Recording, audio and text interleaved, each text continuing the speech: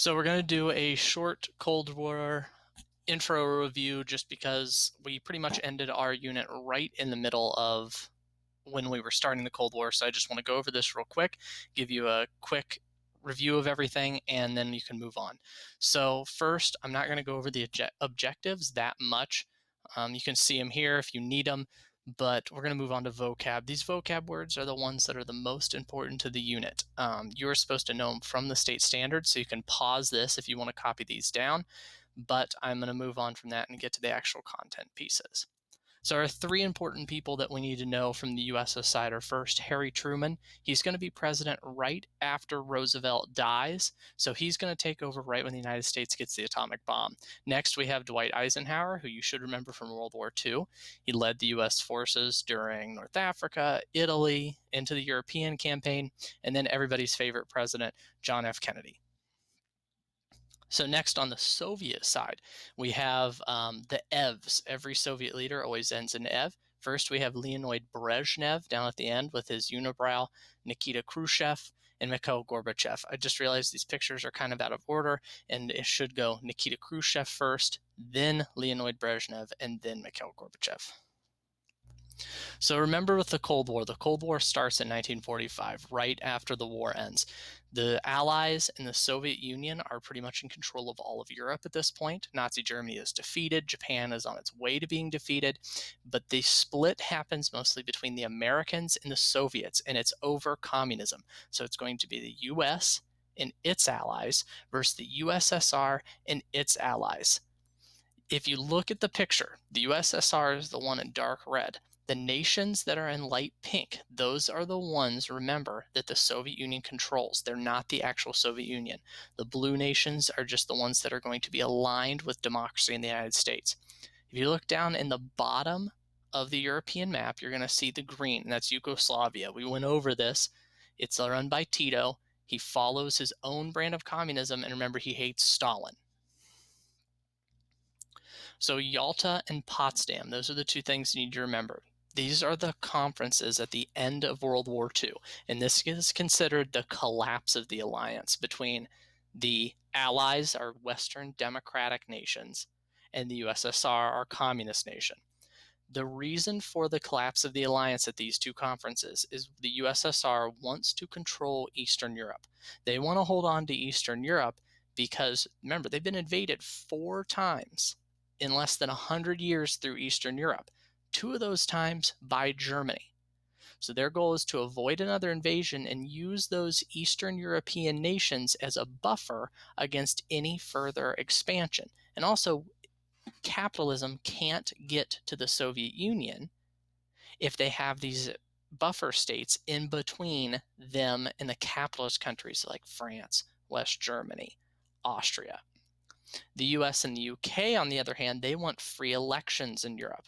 And Stalin, as we know, is not big on free elections. He goes back on his promise to have free elections, and that causes a rift between the United States, the UK, and the Soviet Union. We're going to see the UK kind of drop out of this rivalry, and the US and the Soviet Union be the main ones that pick it up. So the American and Soviets had different goals. The Americans' goals are free elections in Eastern Europe. I would even expand this farther. The US wants free elections everywhere that had been involved in World War II. They want to protect democracy and, even more importantly, capitalism. Remember what capitalism is. It's the free exchange of goods and services. So everything, the price, how much is made, where it's made, why it's made, that is determined by you. The reason Nike makes the shoes that you wear is because you decided to buy them. That's capitalism. That's the US's system. And then the other thing that you should highlight as you're taking notes is containment. The US wants to contain communism to where it already is. When we go over the arms race, you're going to see why containment happened. But containment is we're going to allow the Soviet Union to stay communist. We're going to allow Czechoslovakia to stay communist. We're going to allow China to stay communist. The US is not going to go and try and flip them to capitalist democracies. They're just going to try and quarantine it there. The Soviets' goal, on the other hand, they want to spread communism. They want satellite nations. So remember when I told you about a satellite? A satellite orbits something. So a satellite nation is in the Soviet Union's orbit. It's going to be controlled by the Soviet Union. And they want to resist Western imperialism. The European nations still have their colonies at this point. The Soviet Union is anti-colonialism, so it wants to help nations break out from being a colony and become their own independent communist nation. That's the key. The Soviet Union is always going to require those nations to be communist. So the first kind of step in the Cold War is the symbolic Iron Curtain.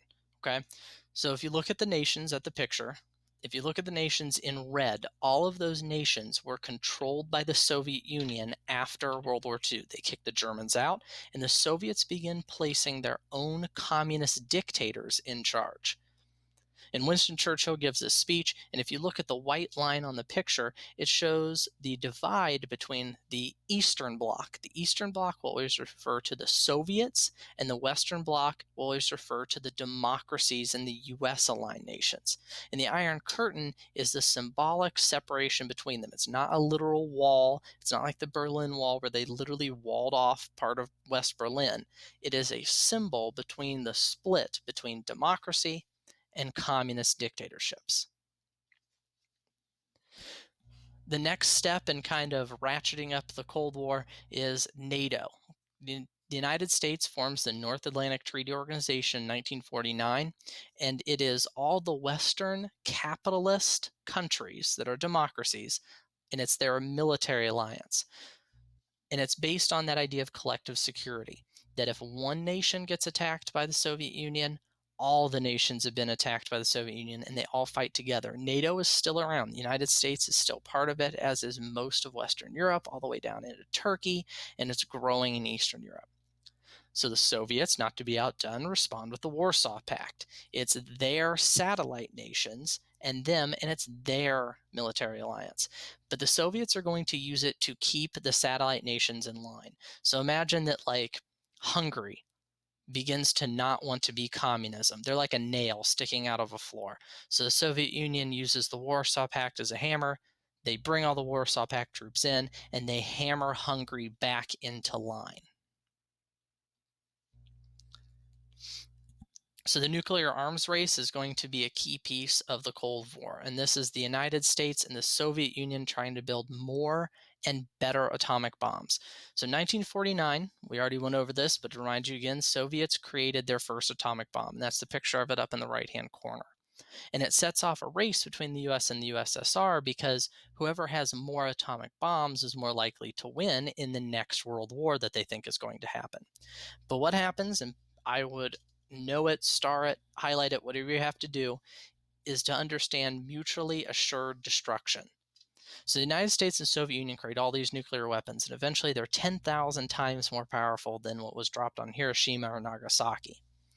So what happens is if one side launches nuclear weapons, both sides launch their nuclear weapons, and they both end up totally destroyed. And this ends up actually being a very stable way to keep peace, because the United States isn't going to take the risk of hitting the Soviet Union, because then they're destroyed, and the Soviet Union isn't going to take the risk of hitting the United States, because then they'll be destroyed as well. So MAD kind of keeps the two superpowers in balance with each other. You can see here that the arms control treaties, which we'll go over as we get later into the Cold War, into the 60s and 90s, they begin to slowly destroy some of their nuclear weapons. This chart overall, though, if you look in the bottom left-hand corner, it shows the arms race. From about 1950s, you just see a steady rise in nuclear weapons, especially from the USSR. But around the 1970s, early 1980s, the numbers begin to dip because they start making those control treaties because they could have destroyed the world. So part of MAD is now that we know the US and the Soviet Union cannot directly face each other in the war. If they fight each other, they'll both end up launching their nuclear weapons and the world's over. So what they do instead is they fight proxy wars. They support opposing sides in wars. So an example of a proxy war would be Vietnam. The US is fighting in Vietnam. The Soviet Union can't send their troops, but they can give the North Vietnamese weapons, fighter planes, fuel. In Angola, the Soviets were supporting the Cubans and the Angolan army in trying to overthrow the Angolan government and create a communist nation. So the US naturally begins supplying the Angolan government with weapons, with advisors, with fuel, so that they can try and keep a capitalist country there. They're fighting for influence. Think of it like an international chess game where they're trying to put their pieces on the board to check the other guy so that there can't be communism in this area or capitalism in this area. So that's pretty much the end of our review for the Cold War. There's going to be some activities you're going to have to do along with it, but hopefully this was good, and let me know if you would need anything else.